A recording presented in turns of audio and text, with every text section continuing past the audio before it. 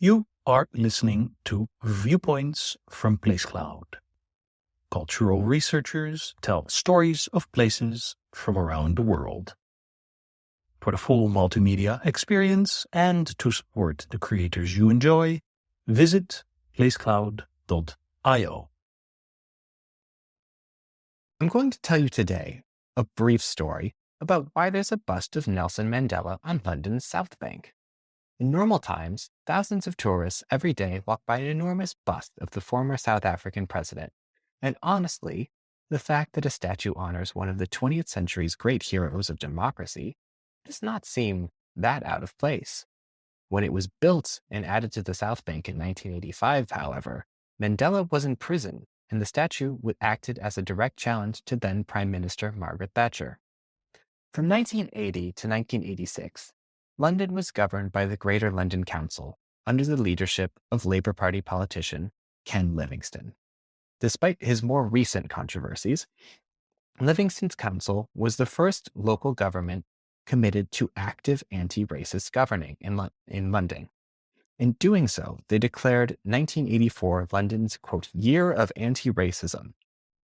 One of the issues at the heart of this project was pushing Margaret Thatcher's government to increase pressure on South Africa to end apartheid. In addition to banning the advertising of any South African goods on public transportation and supporting marches and concerts organized to end apartheid, the Greater London Council purchased and commissioned a site for Mandela's bust, facing directly towards the Houses of Parliament. At its unveiling, the president in exile of the African National Congress, Oliver Tambo, spoke with Livingstone about their hopes of cooperating to free Mandela. London was home to some of the world's largest anti-apartheid and pro-Mandela events. I'll briefly delve into some details about the most prominent.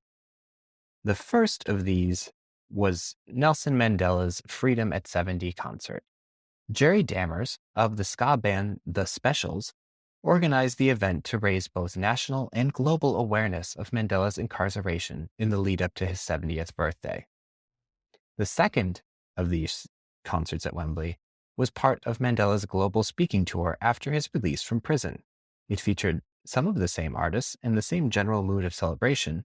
There was, of course, the added bonus that the man in honor need not be celebrated in absentia.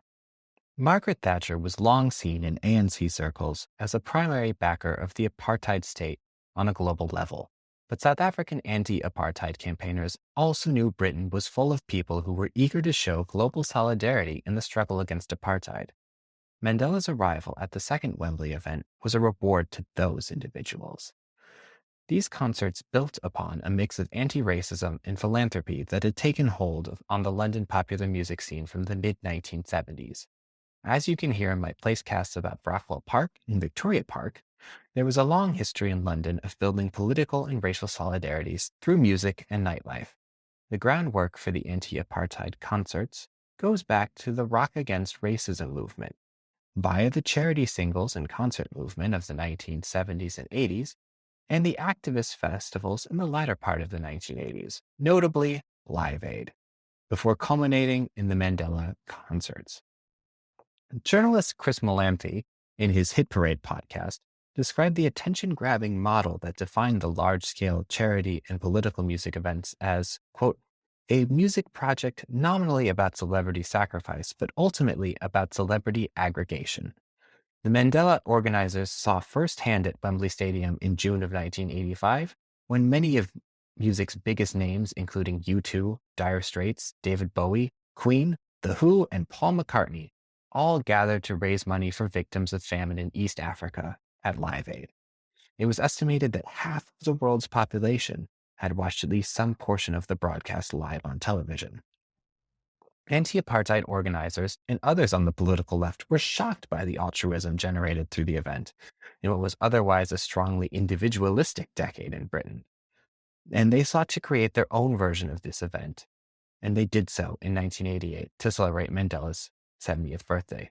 The BBC even agreed to broadcast the event live, a decision that was met by complaint from some, but certainly not all, conservatives. The BBC countered these claims by arguing that they were simply trying to showcase one of the largest musical events in the country's history. It featured Whitney Houston, Dire Straits, the Bee Gees, Stevie Wonder, Sting, and even George Michael. It also introduced the world to performer Tracy Chapman when she iconically performed her now famous anthem, Fast Car. Chapman was met with near unanimous praise from media critics when she was inserted into Stevie Wonder's primetime slot when his equipment did not arrive in time for him to go on stage. The party was even bigger at Wembley in 1990, just 2 years later, when many of the same performers reconvened, but they managed to do so with the man whose face had stared at the Palace of Westminster for the preceding years, and still stares today, as you can see. From the stage at Wembley, he thanked the organizers, the viewers, and the people of the world who had believed in him, and those who were there thanked him back.